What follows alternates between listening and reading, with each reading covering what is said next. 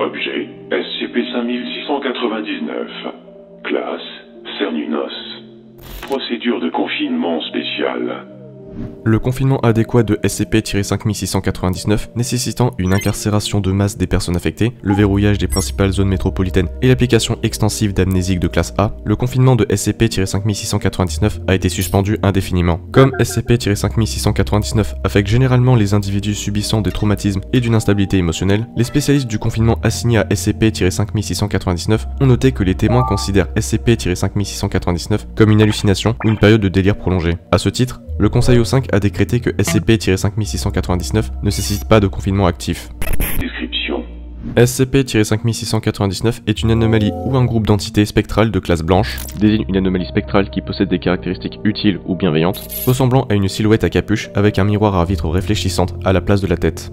SCP-5699 se présente à des individus confrontés à des troubles émotionnels importants, avec une fréquence d'apparition augmentant si un individu envisage ou tente de se suicider. À l'arrivée à proximité d'une personne compromise, SCP-5699 observera silencieusement le sujet pendant approximativement 5 minutes, puis disparaîtra. Après la disparition de SCP-5699, un message écrit dans le brouillard d'un miroir ou sur une autre surface réfléchissante à proximité du sujet se manifestera. Les messages écrits contiennent généralement de l'affection ou une expérience positive dans la vie du sujet. Une brève collection de messages récupérés est retranscrite ci-dessous.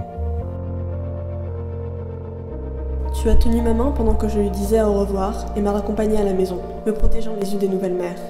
Tu es resté avec moi, tu n'as même pas pensé à me quitter. La petite vieille dans l'hôpital qui était assise au rebord de la fenêtre et qui criait dans le vide dehors a été réconfortée par ta main. Ce n'était pas sa petite fille qui n'avait pas été là, à la fois à l'hôpital et dans la vie, mais tu étais là, tu étais à ses côtés, tenant doucement sa main. Tu m'as acheté une robe et tu m'as aidé avec les bretelles. Tu m'as dit que j'étais jolie et aimée, que la fille qui était en moi tout ce temps était finalement libre. Le thé était froid, trop de sucre et de crème. Le sachet de thé était déchiré en deux, laissant des feuilles de thé au fond de la tasse. La moitié a été renversée sur le lit. Mais tu m'as apporté ça lorsque j'étais malade et grelottant. Tu m'as dit que tu me croyais. L'homme, épuisé, qui se trouvait près des sacs poubelles empilés, près du pub, qui se reposait et dormait près d'un mur de briques, tu l'as nourri. Bien sûr, tu n'avais rien cuisiné, mais tu avais acheté la soupe, avec ton propre argent de poche. Tu m'as donné ta poupée bien-aimée. Le bal de fin d'année était moins solitaire avec toi. Tu m'as pris dans tes bras lorsque personne ne l'aurait fait. Tu ne savais pas que ce n'était pas contagieux, seulement par le sang. Et même si tu l'avais su, tu m'aurais quand même témoigné de la gentillesse. Les oiseaux du parc étaient bien nourris après un long hiver.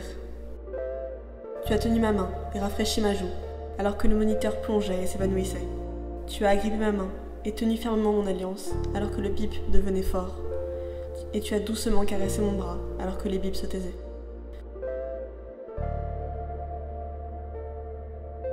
Addendum numéro 1.